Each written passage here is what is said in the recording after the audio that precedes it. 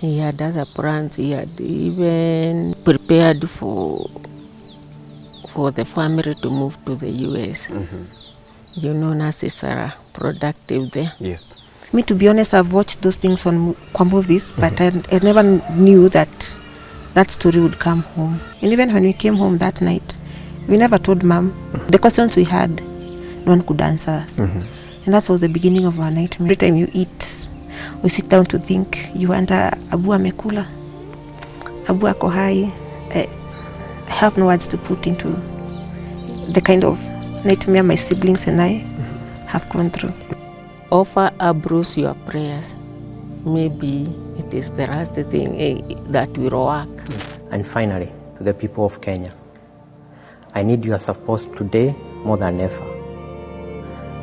I came here to provide medical assistance to the United Nations humanitarian support. Do not forget me. Speak up for us. Your voices really matter and help us get out of here soon. Thank you. Tuko family, my name is Kingori Wangeshi and we are coming to you from Nyandarua County.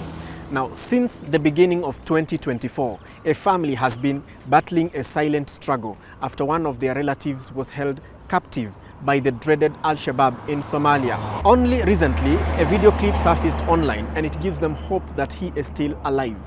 This is the story of a Kenyan nurse, Ambrose Kimiti, from his family's perspective. My name's Margaret Wairimu Mwagi. This is our home. Thank you for welcoming us. Mwagi is a rate one. Sorry. We have 6 children. Ambrose inclusive. And we have brought up our kids here in this home. Yes. And we have been a very, I can't say good, but very supportive. We have been very supportive. Even their father was very supportive to the family. He could do anything for the family. Ambrose, Ambrose is the 5th born in the family. And he is a very jovial person, a very hardworking person. He has been working with the companies that are contracted by the UN. In fact, himself, he is not a UN worker. Okay. But he works under the contracts of the United Nations. Of the UN. The one he was working with, Rastri, is called the ICRAS, which goes for rescuing in those dangerous places. And then Mali is not a peaceful country. The government said they don't want the UN there. And so they were sent to Somalia. And that is where he was working Rastri when we knew of him. He was here last in December. In fact, we spent Christmas 2023 with him here. He had come Maria because he knew he wanted to stay. On 27th December, we usually have a Thanksgiving service and a memorial for their dad. So he had come earlier. And we spent the Christmas together. He said he would leave on the same day, that is 27th December, because his flight was on the following day at 5 to Somalia.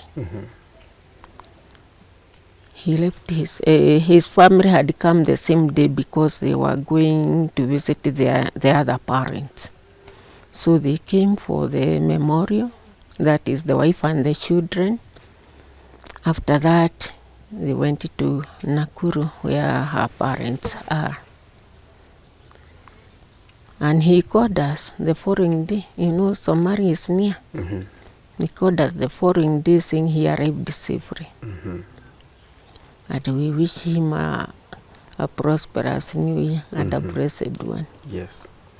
Did he mention for how long he was to be in Somalia? He just wanted to be there for 3 months. Okay. Yeah. In fact, his contract was ending in March because he had other plans. He had even prepared for the family to move to the US. You know, nurses are productive there. Yes. So he had planned, he had prepared. Within that short time he was there. When he was coming for the holidays, he had prepared them, the passport and the rest. And then on 10th of January, we had Msimba, one of my brother, my son-in-law had lost his brother just here in Resha. And so the siblings were coming for the burial the following day on 11th. They had boarded the same vehicle. Christine, her sisters, and the 2 of their daughters. And that is when they were told that Bruce has been kidnapped by the Al-Shabaabs. And they said that they were trying to send a rescue team. They came here because they wanted to spend the night here, and then we go to Nyahururu to get for the funeral procession. Imagine, I cooked it for them. They took supper very rightly, very unhappily, but you know, I couldn't detect anything because we already were in a sad emotion. Yes. Yeah. And we left this place for Nyahururu. After boarding the vehicles, before they left, it is when one of my sons-in-law came to me and said, "Mom, it is okay that we are going for Ben's burial, but we still have something else that has happened." First it was it looked like a bad dream. And then we never knew how these things work. You know, those things, me to be honest, I've watched those things on movies, but I never knew that story would come home. Because we actually think that, the first time when it happened, they called, my brother Abu had listed his wife as the first next of kin, and then my older sister Carol as the secondary next of kin. So of course both next of kins were called. And then when we were on the road to Nyeri, I think now that route Nyeri to Nyahururu, we kept thinking that kesho atakuwa like semeshikwa, like he's a health professional. We were so sure he'd be released. And even when we came home that night, we never told Mom, because we just thinking that we don't want to worry her. And yet Abu atareleasiwa kesho that day. We just want to tell her alikuwa ameshikwa na ameachiliwa. We just wanted to surprise her. But then the following day, then we met with his employer called us for a meeting, called later for a meeting and said that these things take time. And we do not know who are the captors, we just don't know. We don't have the questions we had, no one could answer us. And that was the beginning of our nightmare, because it's been very difficult. You have no answers. We have reported. And then you come back home. It's so sad. And then at that point also my mom started getting unwell. So it affected her. It affected her. She already had hypertension, but other complications for acid, gastrointestinal issues started coming up. Actually this year she had a major surgery. And as much she's a bubbly person, but you look at her and see sadness. And then she's here alone. So you even when you talk to her, you feel when she asks questions, then it's just very heartbreaking, even for all of us. And for me especially, I felt as much as I'm away from home, I'm working, and then you are busy during the day, then you have no time. But every time you eat or sit down to think, you wonder, Abu amekula, Abu ako hai, or I have no words to put into the kind of nightmare my siblings and I have gone through. Ambrose is my younger brother. He was born when I was in study 4. So I've carried him on my back. I was very fond of him as a young brother, the only young brother. So I was very proud to have a younger brother. I'm a development professional, and I've worked in several places, including Somalia also. Now that you've mentioned where you have been in Somalia, do you have an idea of where he was captured, the region? Yes, that was central Somalia. You know, the area around Mandela is southern Somalia. It's part of Jubaland. But if you go up, it's called central Somalia, Galgatud region. Then you go to up there. So that was central Somalia. Basically, it was about 500 kilometers from Mogadishu. Yeah, that is where he was. That's captured. Where they were on a medical evacuation, their routine medical evacuation mission, as they always do. And as it happened, the helicopter developed mechanical problems, born here, and the pilot decided that the wisest thing was to do crash landing. And that is what they did, and they survived. And Ambrose called the office in Mogadishu. It was around 1 o'clock to say they have crash landed, but they are safe, and they were asking for rescue mission. And they stayed there, according to what we came to understand. Even what the employer said, the employer is the one who told us Ambrose called back. But as it would happen, rescue did not come in time, and I think later in the day, around 3 or 4, that is when they were captured. And that was well captured in Somali media in many ways. We were able to go a lot of news, and that's how we came to know that they have been captured. You mentioned that you consume a lot of Somalia media. Yeah.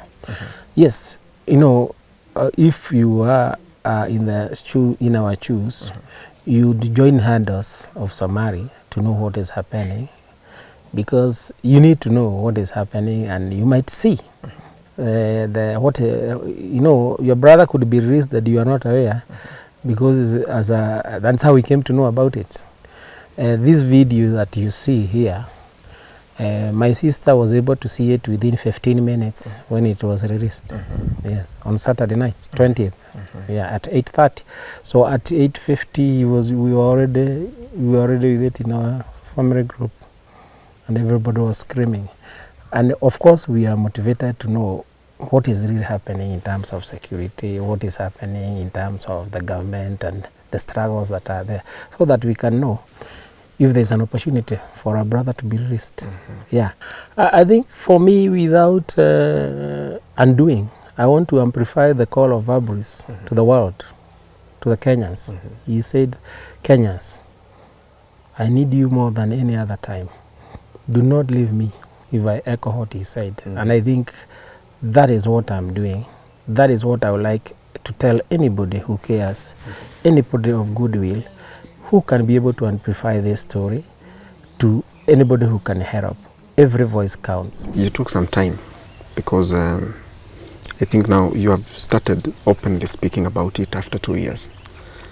Yeah. Were the questions that you had then, have any of them been answered? Our questions then were around, is he alive? But then his employer they wouldn't know, but they would assure us and tell us, in most cases, past history, they do not kill health workers. They possibly, the security persons are more at risk than health workers. So that kept us, like hoping that I hope they don't kill. And also we knew that he has good people skills, so we knew he's not a person who is really easily antagonized, so we knew if he would possibly cooperate or something. So we kept hoping that he's alive. So one of the questions imejibiwa, yes, he's alive by that video. But you see, we appreciate and we are happy. Though you see it's an unnamed video, and when he says it's 1 year, 6 months, and now it's almost 2 years. So as out of that video, that question whether he's alive, we kept asking for proof of life, is answered. Yeah. And it's only that now the video was released that you came to know about his being alive. You were not talking about it before then. Yeah. Why? Because the employer then discouraged us from going to the media. When they had a weekly briefing with the next of kin, we actually had suggested earlier going to the media, and they discouraged us. They were citing that we would make their life at risk, because there's also maybe a miss to mention that there's another Kenyan there also as well. We would be putting their life at risk. So then we thought, because also we do not know how these things usually go, we just say, we will also not report, we just kept quiet. We just reported to relevant government. We talked to our MP, our MCA, and then we reported to the Ministry of Foreign Affairs. Yeah, and also anti-terrorism. Anti-terrorists, there's that wing for reporting those cases. Yeah, we just reported, and yeah, that was it. Any form of feedback from the authorities? Not really. I wouldn't say feedback. There was apparently everyone was saying the same thing, that if they are health workers, what they could not tell us is the time frame of when. They just said apparently there are many Kenyans who are there, who are captured. There's no time frame for when they'll come back, but it's the health workers have a greater chance of staying alive because they are useful to the captors. So they are used for their services. So them they just it's vague. It's not giving the answers you want, but everyone says that they'll come back possibly alive. Yeah, but no one says anything committal. But then they say the only thing that would help you guys is maybe when now maybe you're able to petition maybe to the higher levels. That would mean maybe the president. We went up to the ambassador, all those things, ambassador for Kenya to Somalia. Yeah, they say we never got the president, but we go to the ambassador. What about the ambassador, the Somalia ambassador to Kenya? We never got to that one. We got to the Kenyan one. Yeah. Okay. All right. It's very heavy. Yeah. As we can tell. So what is your personal plea as a sister to Ambrose? My plea would be mostly to be to the president, and maybe the president he is the highest level, at the highest level. Maybe to just help us negotiate for his release. Yeah, it's been a really tough 2 years for us, for our mom, for his wife, for his children. And we know maybe he's useful there, and but we want him home. Yeah. All right. Thank you for your time. And we are here ourselves as advocates, or create awareness and advocacy towards this cause. And it will be our joy to see him come back. Asante. Just as Yesi came back. Yeah. Yes. Yeah, we really appreciate the support. Asante. And supposing Ambrose sees this conversation that we are having, what would be your message to him and to even the captors? Abu, we miss you. Please come. Keep the strength you have. You have really tried. Keep going. We see you. We love you.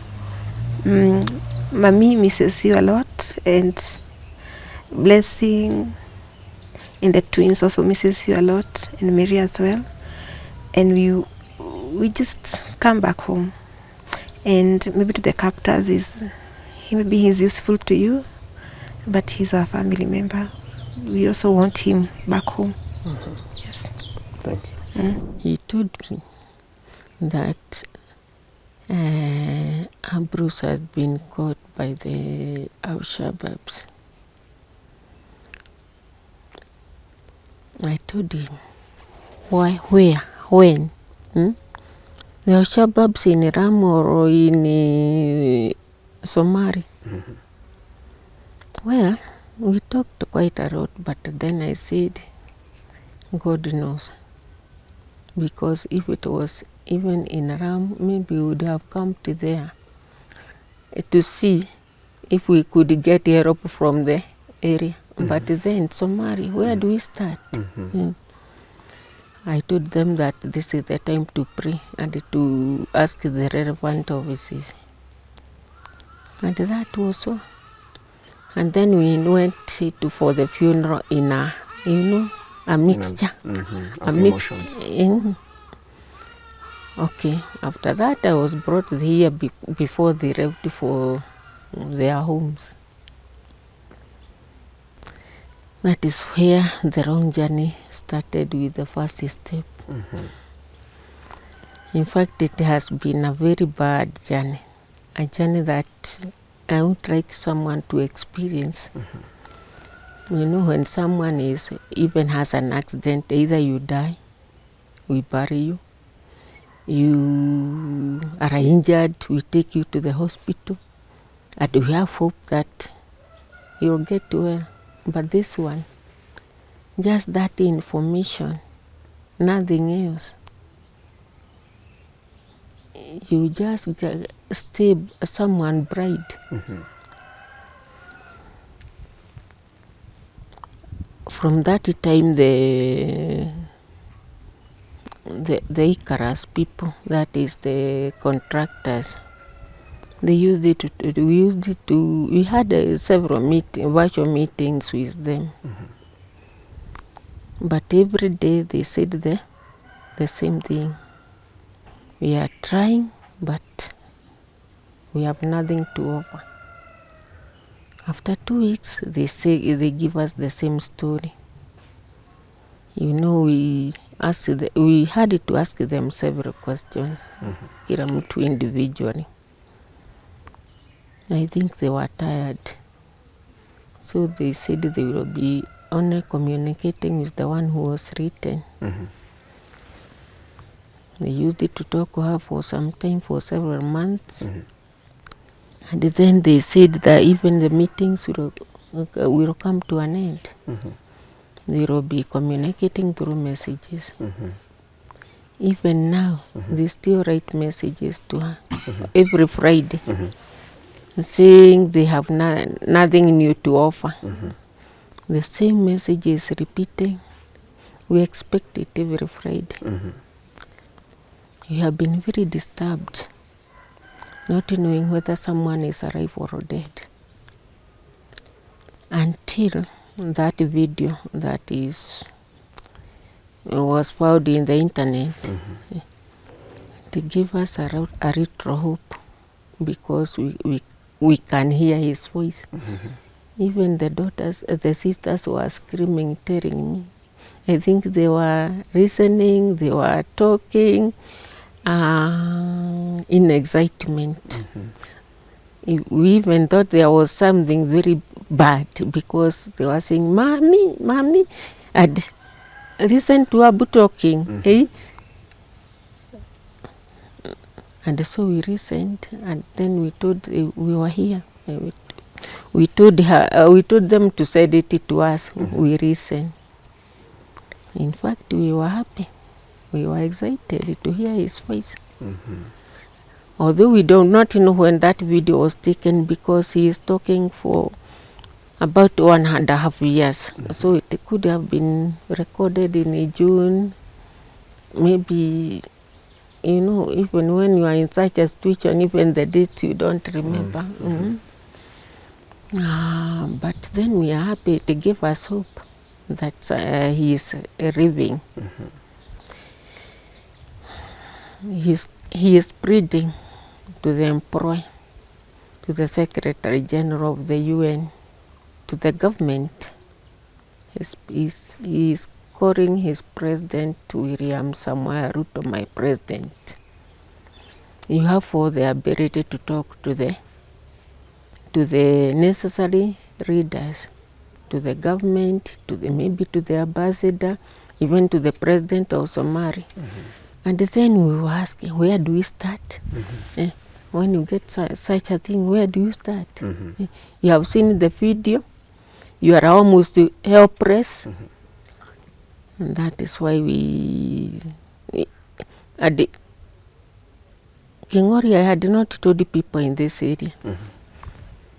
Since that video, our MCA sent it to different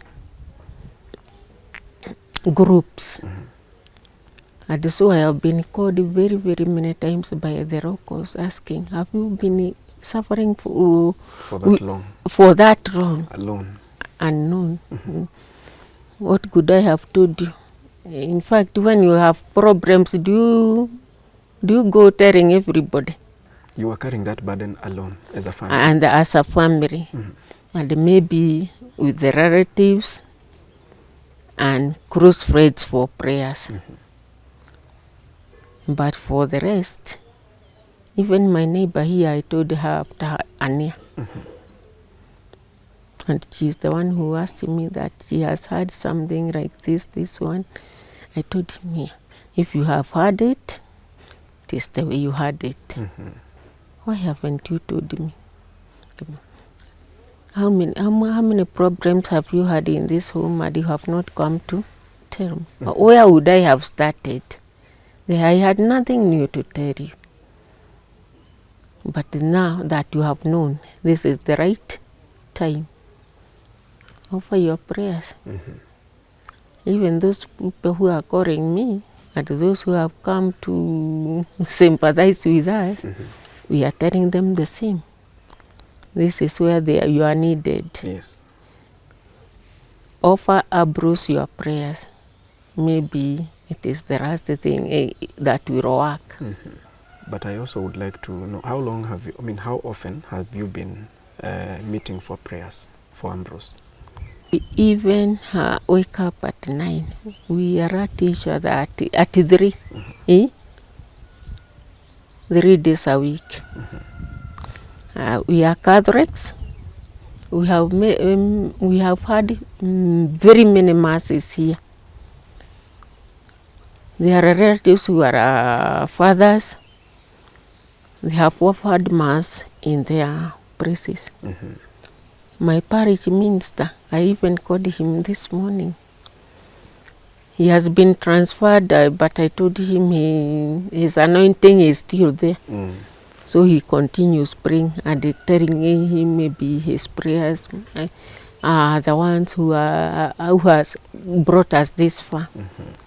Because I also sent him the video because he hadn't seen it. I even go to the parish and tell the father to offer Ambrose in every morning mass. Now that you've been carrying this burden alone as a family and of course with relatives and friends, without informing other people until this video appeared, how much of a burden has it been, and has it destabilized the family? Of course, it has. Yeah, everybody is affected. You don't even feel like me. I have been sick. I didn't know earlier until last year. I only went to the hospital as an inpatient for maternities. But that year I was sick. I suffer from BP. It had gone high. This year I even had an operation, a major one. At the third time I was admitted with the same high blood pressure. So you know, when a member of the family is sick, everybody is destabilized. Yes. Yeah, it needs finance. It needs a lot of thinking. Why? Mom has never been sick. What? That it has destabilized us. Now that you know that Somalia is not a very safe country, Ambrose comes back. Would you be open In as much as he is going to rescue, it is part of his job to go to places like Somalia. I would urge him not to. Even at that time, I was urging him, please don't go. And that is why he had worked. I said, now I'm even growing old. He's now 45. That is why he had worked for his way to the US to leave those dangerous places. Yeah. So he had made those plans. He was just waiting to come back and leave. I am telling you, he had prepared the visas, the passport, everything. But he said he should, instead of staying home, let me go at work. One last time. For the last time in Somalia. Okay, let's talk about his family. How is it? How is it composed? The family is composed. The wife is at home with the kids. They are okay. How many children does he have? The firstborn is a special child. He goes to Mrema Special School. The second born is the one who passed on. Sorry. And then he has twins, a boy and a girl. They are in grade 1 or 2 there. So you spoke to him about 2 years ago? That is when you had the last conversation with him? Yeah, in this ground where we had a tent here, we wished him well. At 4, he left this place at 4. No, I mean on phone when he was in Somalia. When we spoke last, maybe 28th December, when he arrived, he called us and said he had arrived safely. Okay. And since the video appeared, has any of the authorities that you had visited talked to you? No. We are the ones who are trying to reach out for them. This is also another platform, Okay. an opportunity for you to send out a message Okay. to anyone who can assist in bringing Ambrose back home. Okay. What would that message be? For me as a mother, I would appeal to anyone who has the ability to bring Ambrose home to help me. And not forgetting that I have worked for this country. I have educated many children. I also need the support of the government I have been working for. If the message can be taken to the president, because he is our dad, whether I am old or young, I would plead with him to help me get Ambrose back. Anyone who can take this message to him. I'm also appealing to him and telling him that Ambrose is just like his Charin, his Nick, and the rest. He is the father of all the children in the country. Maybe Ambrose may not go to the US, but he can give service to the people of Kenya. Yeah. With or without a job, even those people who live in the village, they have their duties. They are productive. So I'm appealing to anyone, including you, Kengori and Shiro, the people you can see, because you know the legs are weak, the eyes are weak, but you are our eyes, you are our legs. The brain is not going up now. You are our brains, and that is why we took you to school to help us in this age. So I am appealing to you, and to anybody, to the president, to my government representatives, anyone who can offer me help to bring Ambrose back. Yes. Now, I will also need to ask, because there is another interview I had with a person who was also captured. Okay. And finally he was released. And I think that is how Christian got to know about our platform. Okay. Has anyone from Somalia gotten in touch with his family? No. Even at the beginning we were giving it was called a negotiating number. I don't know where it had come from. That was within the first or second week. It is still in our wounds, but nobody ever talked to us. Nobody has ever talked to us. And even the people, there was sometimes when I was sick, we had gone to, after I was released from the hospital, we had gone to see the people of the Foreign Affairs. And they told us that the government is working on it. And they had sent a very good, in fact, they were requested by Alfred, that senior officer in the office of the Foreign Affairs. He was approached by one of my daughter's friends, the husband of my the husband of my daughter's friend, with how he can help. He decided to come to his home, and that is where we met. He had come with a very big team. He had come himself. He was called Rex. He had a counselor because they told us that there are places they go and then there are conflicts. Maybe sijui nini what we can be confronting for here.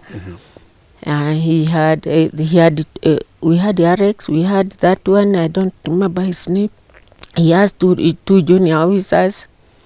Yes, there were 4 of them. And we told them the story the way we are talking.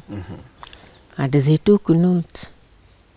And then Martin approached our MP, George Gachagua, the MP Daragwa.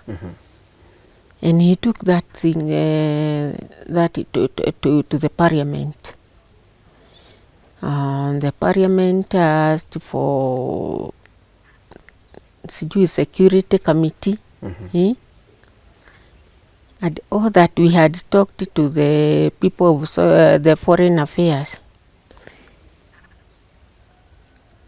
That is what they put in record. They come to see the family. They have several times come to see the family. And they are working on it. And that is what Mr. Mudavadi signed. But when he saw it, because it was sent in to Martin by the MP, there was nothing new, because it is only what we had talked about. So we knew that maybe our government is not working. Because if they can report what the complainants had said, how have they helped? There was no solution. There was no solution. And that was all. How long ago? That was in August this year. This year? Okay. So you followed their instructions not to speak to the media until recently, when the video was resurfaced. So you followed the instructions, you kept quiet, but there was nothing that was progressing. There was nothing that was progressing.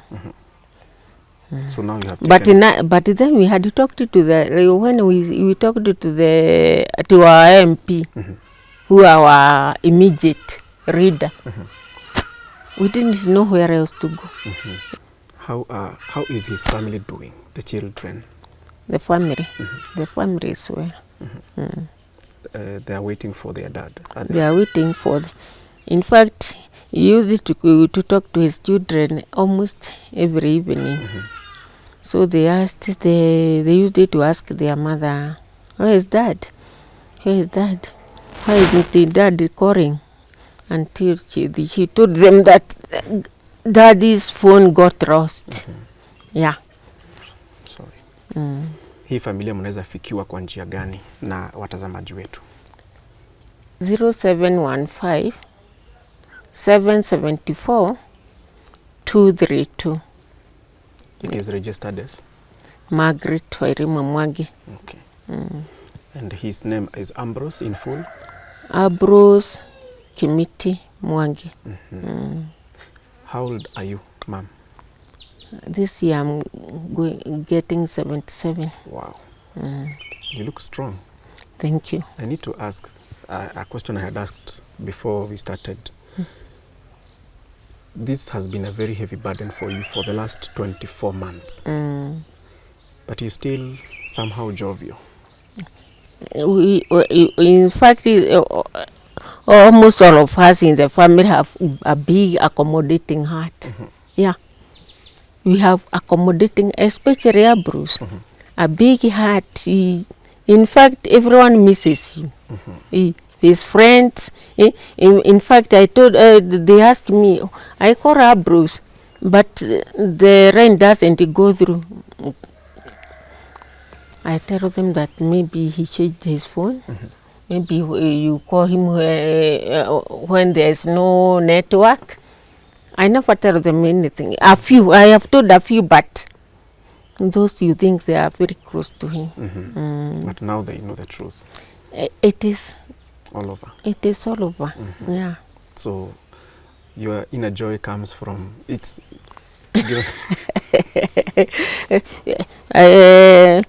Our father tells us, when you are walking, just like death, you don't leave it in on your bed. Did you leave death in your bed? No. So you should carry your joy all the Time. All the time. The way you carry your death, what is better, the death or joy? Yeah, you carry your joy all the way. Yes. Yeah, because you are the only one who can make yourself happy.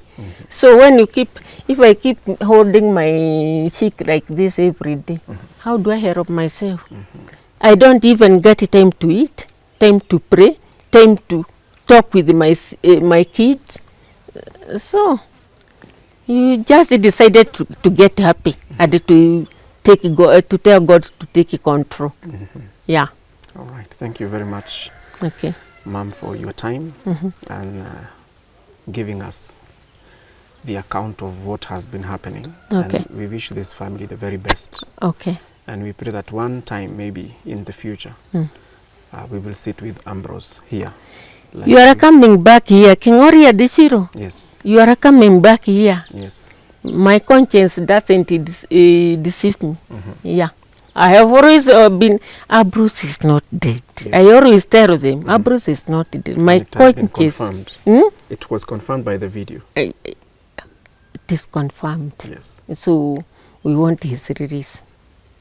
Thank you. And we wish you, this family, the very best. Okay, thank you for your time. Tuko family, that is the account of our brother, our Kenyan brother, Ambrose Kimiti Mwangi, who is in captivity for the last 2 years. And that is the plea from his family. This is also a big family, Tuko family. Your network is your net worth. You know someone who knows someone who knows someone. How can we assist this family? And ultimately, bring Ambrose back home. My name is Kingori Wangeshi for Tuko, and this has been Ambrose's story and his family's story as well. Thank you for watching. Let's keep hope alive and hashtag bring back Ambrose.